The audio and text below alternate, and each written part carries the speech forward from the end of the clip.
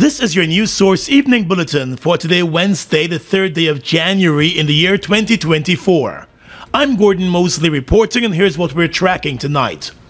Minister within the Ministry of Housing and Water, Suzanne Rodriguez, today said although the Ministry of Housing received numerous complaints about corrupt land transactions last year, it was only able to terminate the service of a single employee due to the lack of concrete evidence to support the other allegations. Together with the Minister of Housing and Water, Colin Crowell, Minister Rodriguez urged Guyanese who were lured into paying bribes in exchange for house lots to come forward. However, she said in the absence of solid evidence, there is not much the Ministry of Housing or the Central Housing and Planning Authority could do to address the complaints. There were a number of allegations leveled at several staff members. But you would appreciate that we cannot take definitive action based on allegations. And that's why, obviously, we would examine these individuals more closely. There were engagements with them. They were interviewed in-house to find out if they are willing to offer any explanations as to why these allegations were being made against them. But obviously, if you don't have proof of any corrupt activities, there's no possibility for us to just terminate somebody based on allegations. The minister said in the case of the single employee whose services were terminated, the ministry had strong evidence that she was soliciting money from people to fast-track their land application. The matter, she said, has been handed over to the police. We were able to get evidence on one employee. That's the one that, in relation to the statement I made, she was arrested. She was questioned and I believe put on bail. The last I know is that the file is with the DPP, so I assume the police is waiting for the return of that file before charging her. During a number of revelations about alleged corrupt practices, a member of Minister Rodriguez's secretariat was named as a person of interest. However, the minister said there was no evidence of any wrongdoing put forward against the young man, and she will therefore continue to defend him and his job. That employee that you say that I defended, I merely presented the facts. That employee was the employee that was approached by the other employee who was subsequently arrested. So he facilitated the investigation with the police. When she approached him to set up a scheme to help her to get house lots to allocate other people, he reported the matter to me. I advised him to report it immediately to the police. We called in the police. We gave all the information to the police, and the sting was set up. Minister Colin Crowell said the Central Housing and Planning Authority, and by extension the entire Ministry of Housing, have put together a number of measures in place to prevent corrupt practices. Applications can now be tracked online, and the minister reminded that allocations are only done at the level of land administration and not by any junior staffer. More news coming up in just a moment.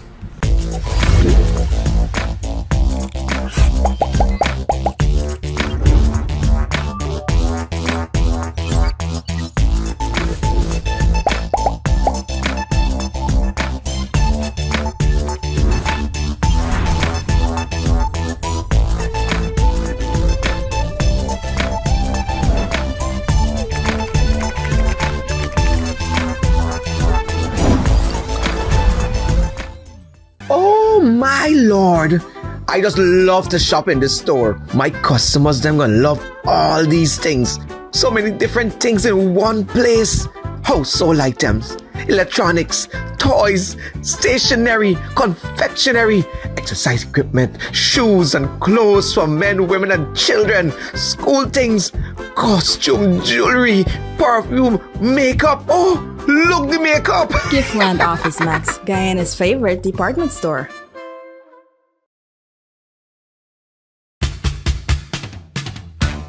It's your time to win big. The Massey Store's Christmas jackpot promotion is back and bigger than before. Spend $5,000 at any Massey stores to be the lucky winner of a brand new NGZS and fantastic weekly store prizes from now until January 31st, 2024. What are you waiting for? Head to your nearest Massey stores to shop now. See our Facebook and Instagram pages for more details. Massey Stores, our family serving your family. It's one of your biggest goals, getting your own home, where memories are made, where happiness lives. You may feel that home ownership or renovation is beyond your reach, but we at Republic want you to know that there's always a way. Ask us about our suite of mortgages. Let's help make your housing wishes come true. Or advise on how the equity in your existing home can finance other dreams and goals. Call or go online to learn more. Bust the flavors. We're full of flavors. Bust the flavors, that my crave for. We're full of flavors. Tell your neighbors about the bust the flavors. Grab a bust the flavors. Yeah, thirst buster. Grab a buster. Bust the flavor, taste the savor. Bust the flavors. Bust the flavors. Twice the fun. Twice the thrill. On your next trip with Copa Airlines, stop over in Panama and enjoy 2 vacations in one at no additional airfare.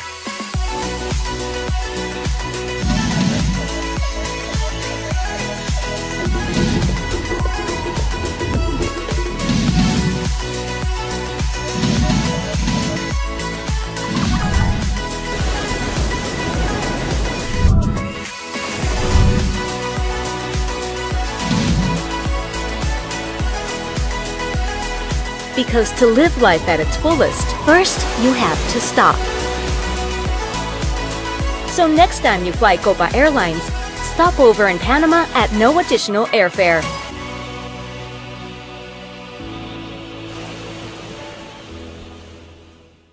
Let's tell you now that President Irfan Ali has announced that the government will make available 500 new lots along the Linden-Soesdijk Highway to address the question of squatting in the area.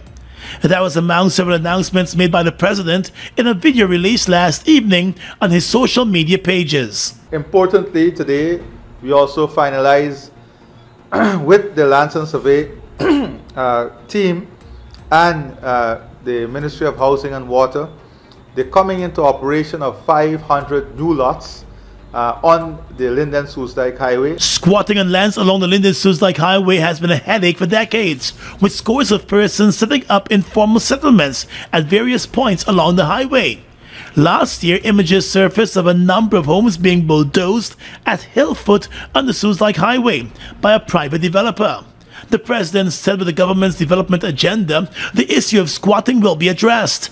And one of the ways he said the government would moving to address squatting is through the regularization of some of those squatter settlements. Late last year, I spoke about regularizing the highway and the creation of 3 formal housing communities on the Linden-Soesdijk Highway so that we can address all the squatting on the highway. Today, we have finalized the first course of action, which will see the infrastructure development that would lead to the creation of 500 new lots. In addition, President Ali said over the course of the next few weeks, hundreds of new leases and land titles will be issued to a number of persons from the Linden-Soesdijk Highway, including persons who are residing at Hillfoot. He said the government will continue to work not only on the highway, but other parts of the country to address the question of informal settlements. With a total of 28,368 house lots allocated in the past 3 years, the Central Housing and Planning Authority is pushing to have infrastructure works completed to allow persons to gain access to those lots to begin their construction. At a press conference today, the Housing and Water Minister Colin Crowell admitted that almost 10,000 allottees are awaiting access to their allocated lands. The 30,000 that we speak about 20,000 of those would have been able to access or see their land. Currently, for example, on the East Bank of Demerara, there are a number of blocks, because persons always post.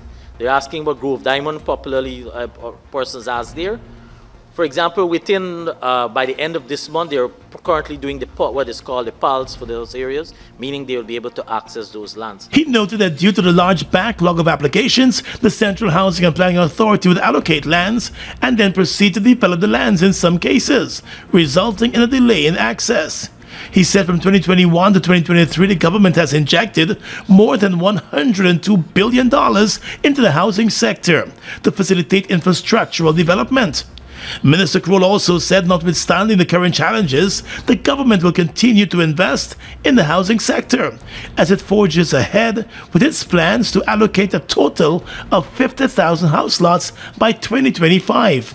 This year, the Central Housing and Planning Authority intends to allocate an additional 10,000 house lots.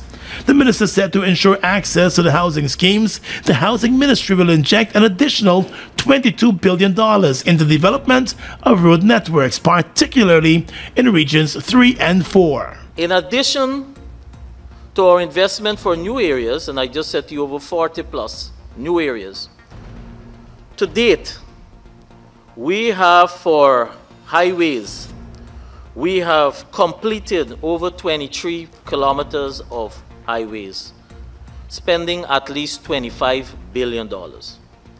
When you take into consideration our two new awarded areas, which will include the current extension, well, the ongoing Schoonard to Crane 4-lane, which we are expected to be completed sometime by the end of this quarter, first quarter, and you take into consideration the new extension that has been awarded, that is for Great Diamond to, well, Diamond to Bosby Dam Craig.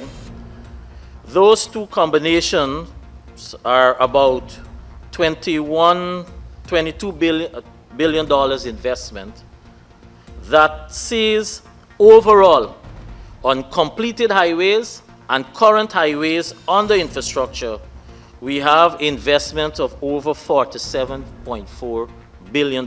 There are currently 63,000 active house lot applications in the system. Of that number, about 3,000 are considered new applications that were submitted since 2020. The Office of the Director of Public Prosecutions has announced that it managed to dispose of 221 cases last year. Of that amount, the DPP Chambers said 153 of the cases received attention in the high courts in the Marara, Berbice, and Essequibo, while 58 matters were not prosecuted by the DPP. Of the 153 cases, 98 were presented at the Marara Assizes, 32 at the Berbice Assizes, and 23 at the Essequibo Assizes. The DPP Chambers also reported that for last year, there were 88 cases for the offense of murder, 3 cases for the offense of manslaughter, 51 for sexual offenses, 10 cases for the offense of attempt to commit murder, and 1 case for the offense of inflicting grievous bodily harm. In addition, the DPP Chambers was also able to secure 36 convictions, while there were 45 formal verdicts of not guilty, 33 not guilty verdicts by jury, and 63 guilty pleas, 6 hung juries, and 1 mistrial. 189 accused persons had their trials in the High Court, the DPP Chambers reported. For last year, the DPP Chambers said it appeared in 19 appeals in the Court of Appeal. The office also said it offered legal advice in 3,452 police files. Despite its many troubles over the year, the sugar industry managed to record a 28% increase in sugar production last year when compared to the previous year. However, production still remains lower than the production figures of 2020.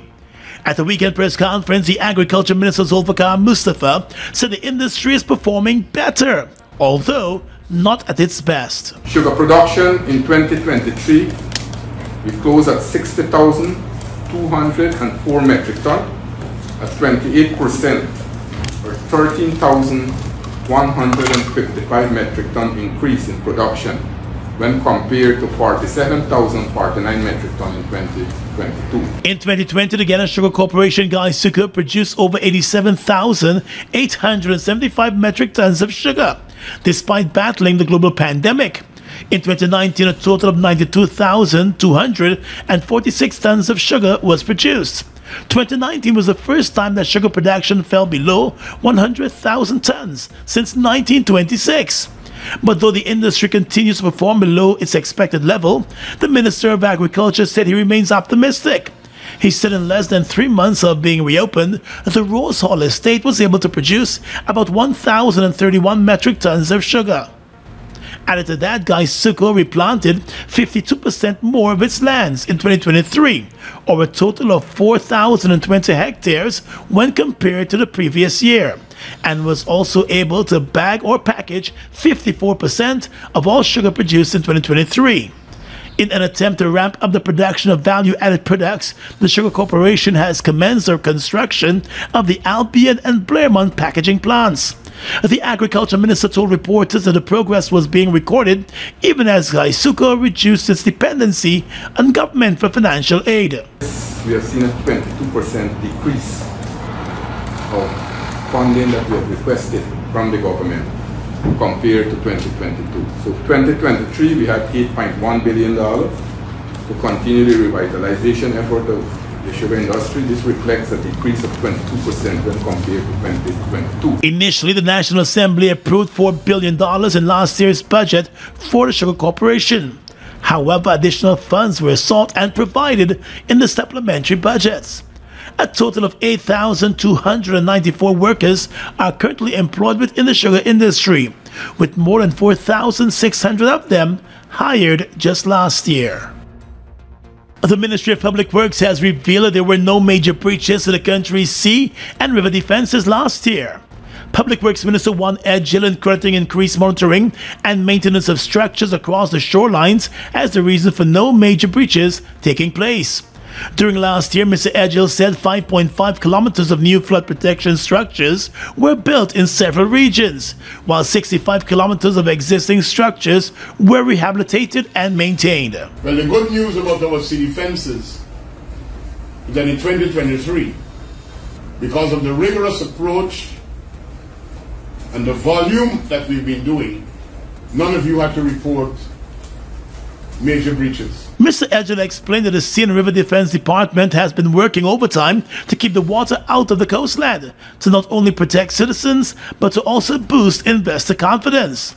Sea and River Defense works were done in regions 2, 3, 4, 5, 6, and 10. When we build sea and river defenses, it's not just seawalls so people don't chill. But that means we have more lands that are available for people to plant. We have more families that could go into poultry. We have more people could develop their houses. So what we do in sea and river defenses, keep the water out, but link that now with what happens to people's lives. It was noted that the Sea and River Defense Board will now expand its reach and will now focus heavily on coastal monitoring and data collection on the country's shorelines. Mima Decor, stock the finest in the country. Both ceramic and porcelain, tiles and chandeliers you'll see while you shop around stress-free. Well-trained staff and warming halls make your shopping smooth and calm, providing you with quality to match your style is so unique. Mima Decor.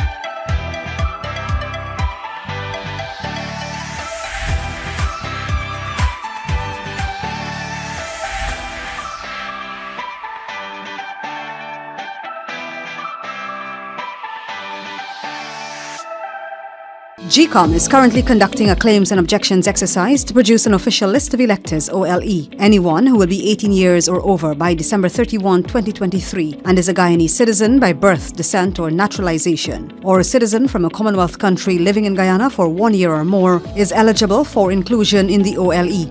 GCOM has posted a preliminary list of electors, PLE, at popular locations in all the registration divisions across Guyana for you to check whether your particulars or that of other electors are accurate. You can object to anyone who you believe does not qualify for inclusion in the OLE. To do so, you must be listed in the same divisional list as the person you are objecting to. Visit the GCOM registration office responsible for your area of residence to make an objection. The objections aspect of this exercise will end on Monday, the 22nd of January 2024. For more information, contact GCOM on 225-0278-9 or visit www.gcom.org.gy. Look at the breathtaking beauty of the Essequibo. From its pristine rivers to its abundant resources, it's a treasure that belongs to Guyana, and we ask Venezuela to respect the rule of international law.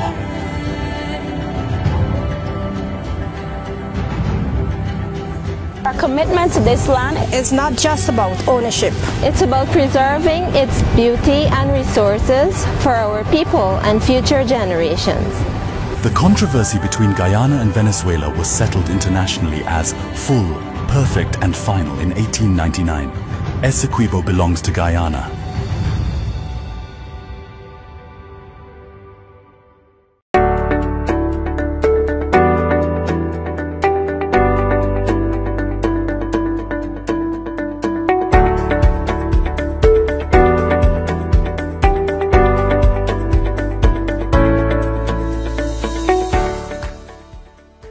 GCOM is currently conducting a claims and objections exercise to produce an official list of electors OLE.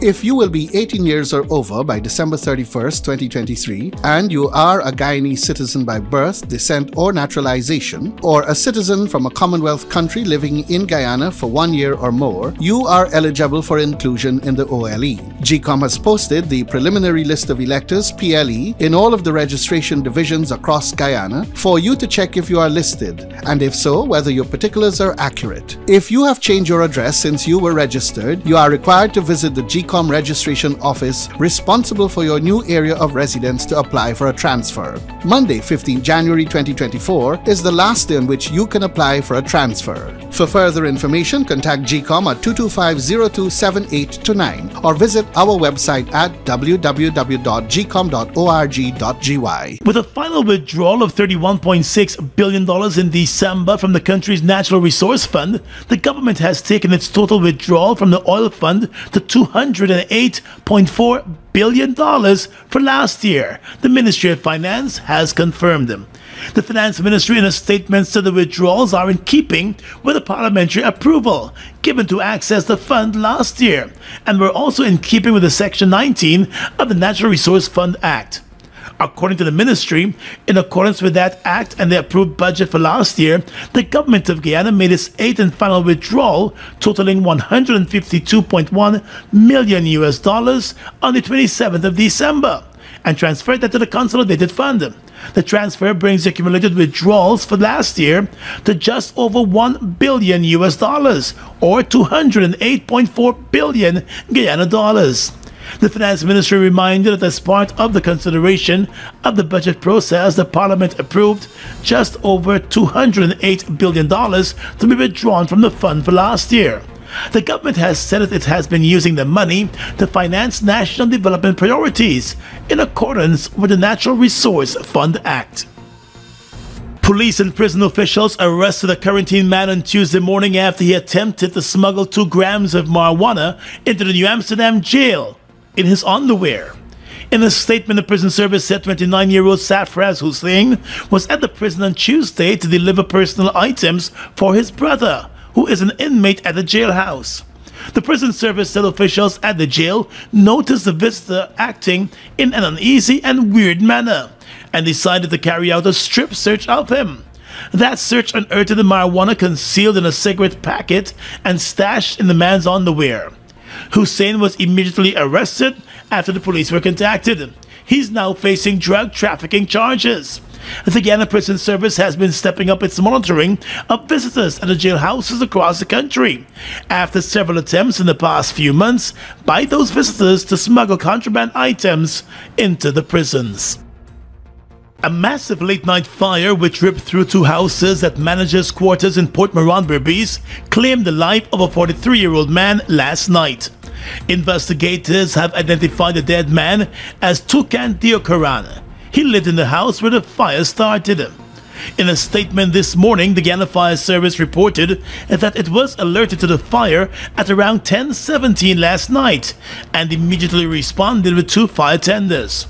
On arrival, the two buildings that were located in the same compound were already engulfed in flames and heavy smoke, according to the fire service.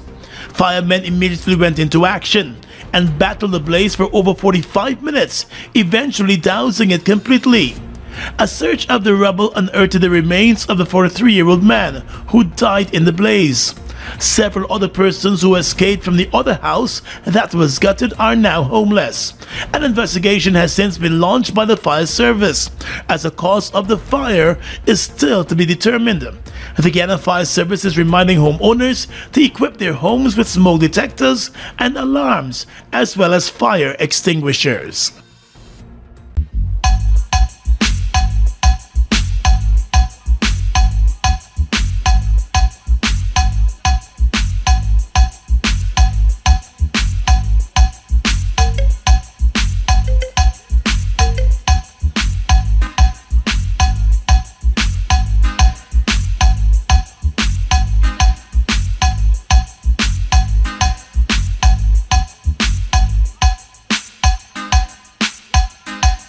GCOM is currently conducting a claims and objections exercise to produce an official list of electors OLE.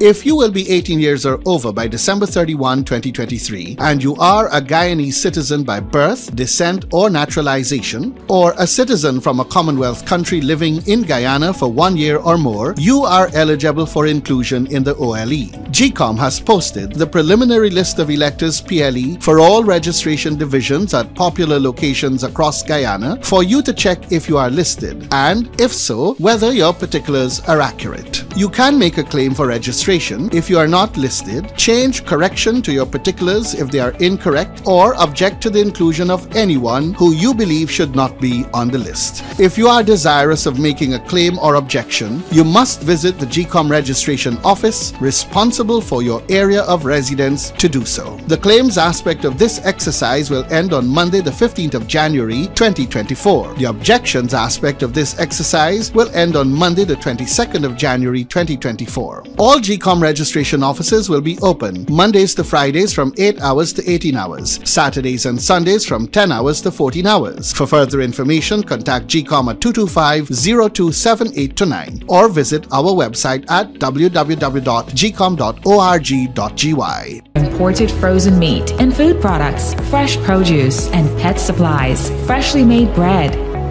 rotisserie chicken and patties are also available daily. Shop in comfort today at FoodMax and let our courteous staff assist you in satisfying your shopping needs. FoodMax, the fresh food specialist. It's one of your biggest goals, getting your own home, where memories are made, where happiness lives. You may feel that home ownership or renovation is beyond your reach, but we at Republic want you to know that there's always a way.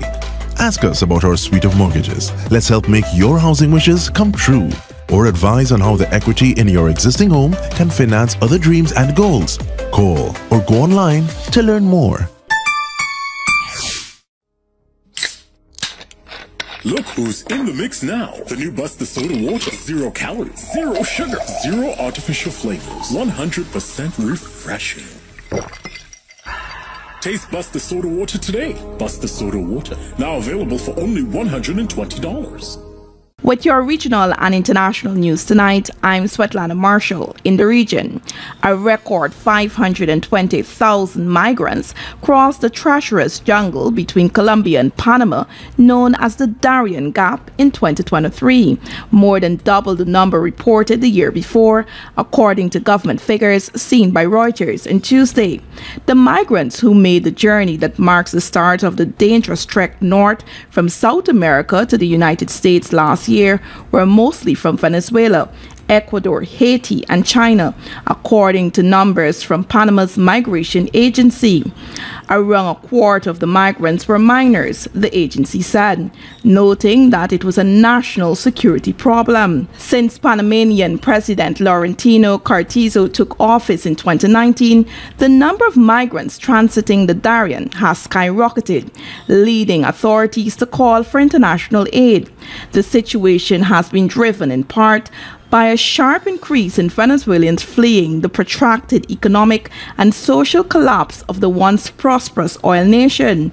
In recent years, more than 7 million Venezuelans have fled their country, according to UN figures. Those who cross the Darien risk violence, sexual abuse, human trafficking, and disease. Argentine authorities have detained 3 individuals with Syrian and Lebanese citizenship suspected of plotting a terrorist attack in the South American country, Argentina's security minister and federal police each said on Wednesday. According to Reuters, authorities did not give details on the suspects' identities, but said officials were investigating the suspects' objectives for visiting Argentina and a 35-kilogram package en route from Yemen to one of the suspects. Argentina's federal police, in a statement, said indications arose of the possible entry into the country of 3 citizens of Syrian and Lebanese origin who, after arriving on different flights, were to meet in the city of Buenos Aires to plan an eventual terrorist attack.